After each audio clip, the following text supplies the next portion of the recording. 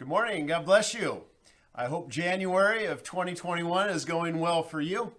And I'm glad that you spent some time with me here on Saturday morning. I know you've already heard from Dr. J, and I know you've already heard from Dr. Sam as we're doing our three-part sectional tour lead-in talk. As we typically do on tour, all three of us share something. This year, our tour is virtual, so this year we are coming to you on these Saturday morning venues, bringing you some teachings. Dr. J talked to you about Jesus, and Dr. Sam talked to you about Esther. I want to talk to you about Daniel. Daniel was recognized as a great and wise and righteous man of God by his contemporary prophet Ezekiel. Daniel is the gold standard for living a godly life in a godless society. Daniel sets the bar very, very high on how to honor God and refuse to compromise while not rebelling against governing authority. The result, in a stunning display of God's power, Daniel tells the king the meaning of his dreams and continues to interpret the crazy, disturbing dreams for the king and his son. And because of his vibrant faith and his radical relationship with God, and his ability to maintain those things in an ungodly culture that surrounded him and unbelievers that surrounded him, God's name was glorified, and Daniel just kept getting promoted. Daniel was even eventually made the chief of the magicians, the enchanters, the astrologers, and the diviners, according to Daniel 5:11. He was in charge of all these men, which sounds like they were not just his colleagues, they may have actually answered to him. Did they share his faith in God? Of course not. They looked to other things, false power, and they were involved even in practices that were completely forbidden by God, according to Leviticus 19:26. So what does it take to live uncompromisingly for God in a godless environment? From the time that Daniel arrived in Babylon, the pressure was on to be indoctrinated and to become a part of the Babylonian culture. Yet despite all the brainwashing, Daniel and his companions stayed true to the faith of their fathers, to their faith in God, living and working for God and thriving in a culture and their relationship with God as that culture was completely contrary to the things of God. As a matter of fact, Daniel would serve under 5 different kings.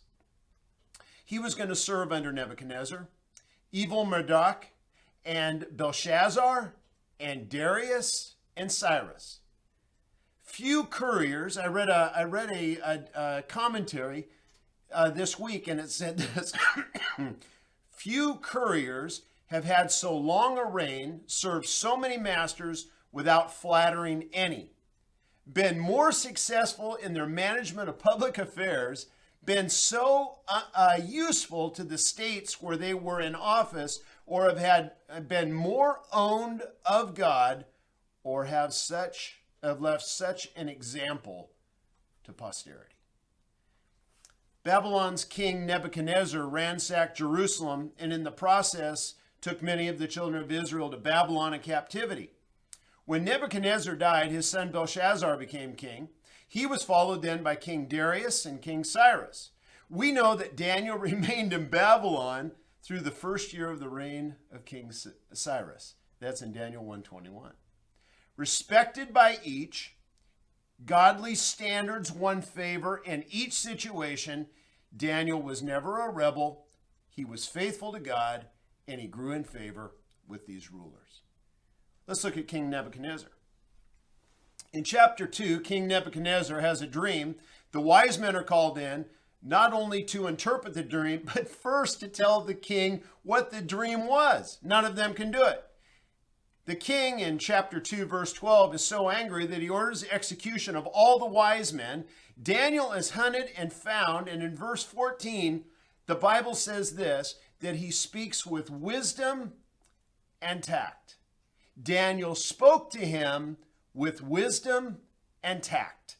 Wisdom and tact open doors of opportunity and conversation that anger and rebellion never would have. In verse 15, a simple question opens the door for opportunity. In verse 24, he saves the lives of many and requests audience with the king. In verse 24 through 45, Daniel declares and interprets the dream. And in verse 46, Nebuchadnezzar repents. In verse 48, he places Daniel in a high position and blesses and benefits other people as well as Daniel. Look at verse 48. Then the king placed Daniel in a high position and lavished many gifts on him. He made him ruler over the entire province of Babylon and placed him in charge of his wise men. Moreover, at Daniel's request, the king appointed Shadrach, Meshach, and Abednego administrators over the province of Babylon, while Daniel himself remained in the royal court. Where are the Daniels? Men who demonstrate tact and wisdom in times of duress. Where are the men who call to God for wisdom and mercy? Where are the men who speak confidently that they can help assist secular, ungodly leadership?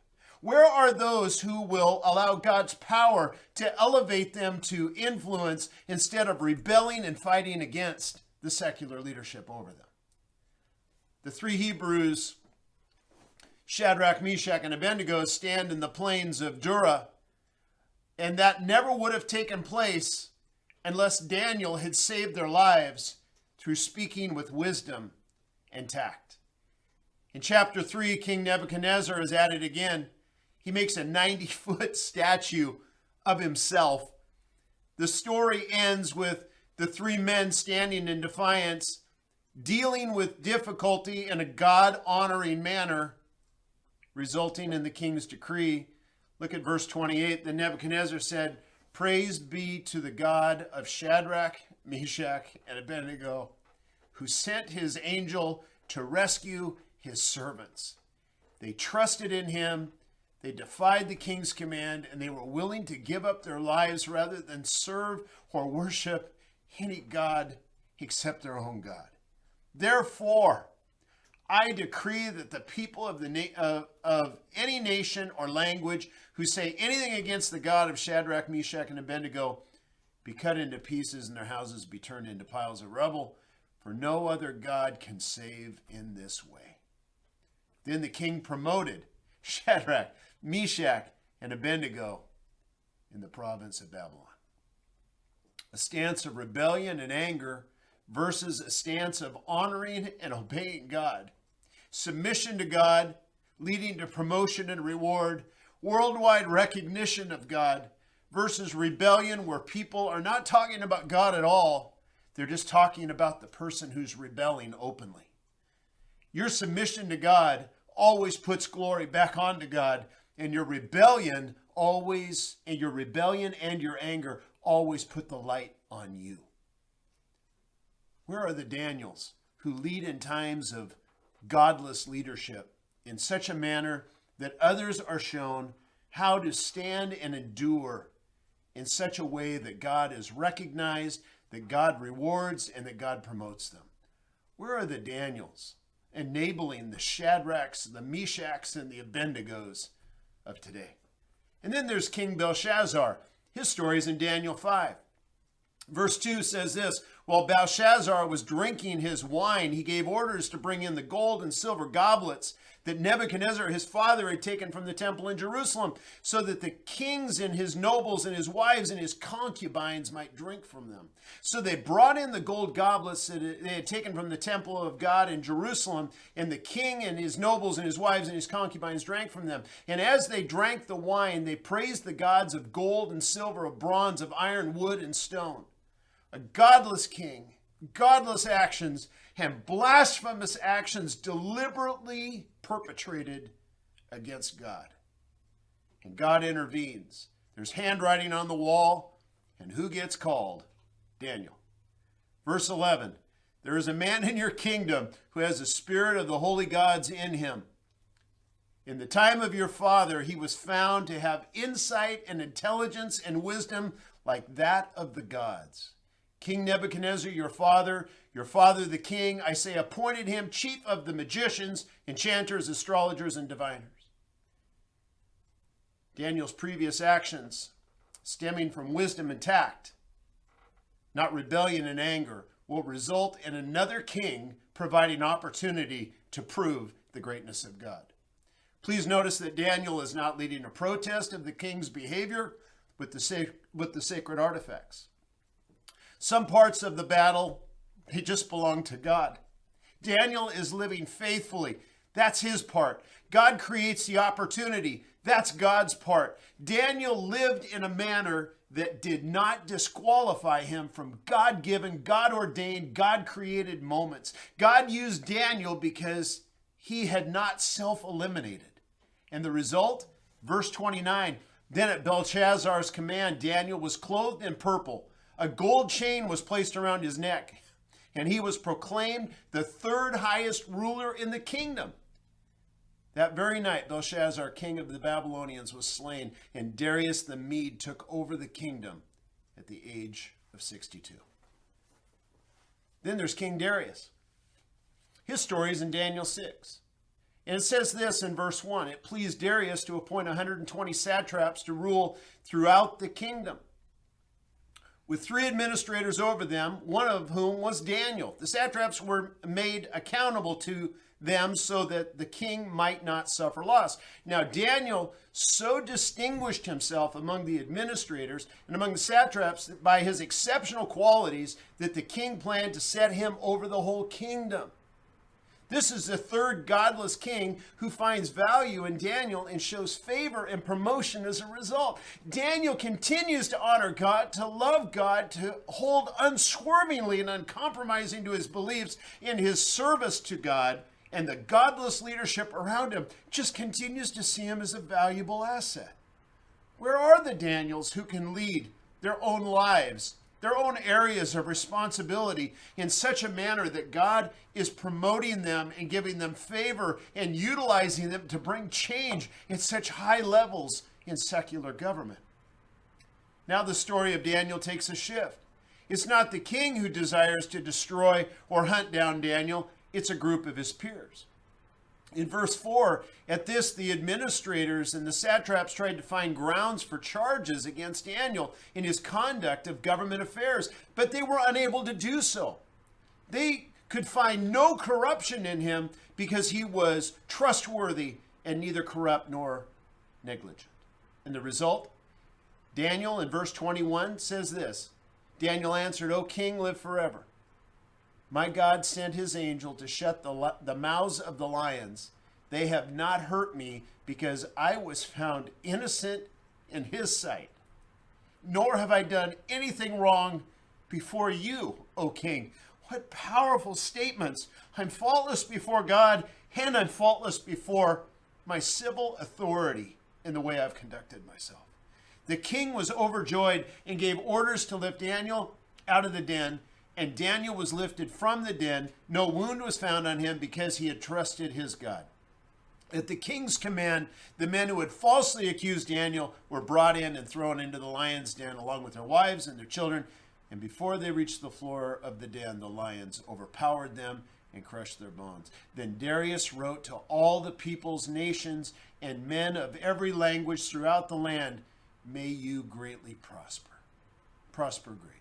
I issue a decree that in every part of my kingdom, people must fear and reverence the God of Daniel.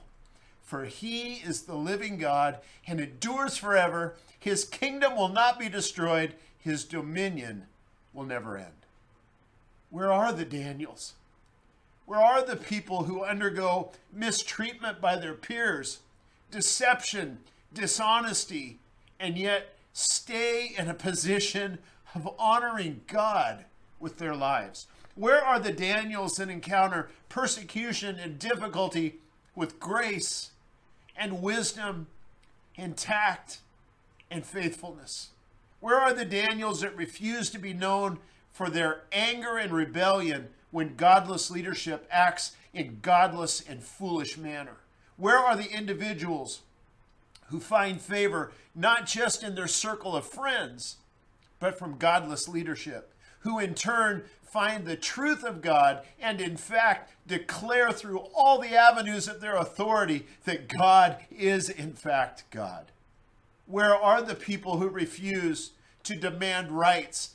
Instead, they position themselves submitting to God's given authority, and they then are elevated in their own life.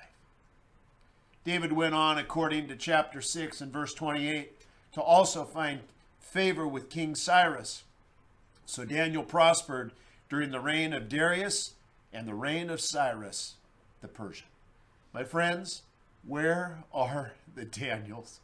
People who can stand up under absolutely godless circumstances, situations, and even leadership in such a way that God gets glory and they in fact get positioned so that God can show off his power to the godless. God bless you as you lead. God bless you as you lead your church, your community. God bless your influence as you submit to a holy God in a day and an age where the godless abound. May you be found as one of the Daniels, I pray. In the name of Jesus, God bless you.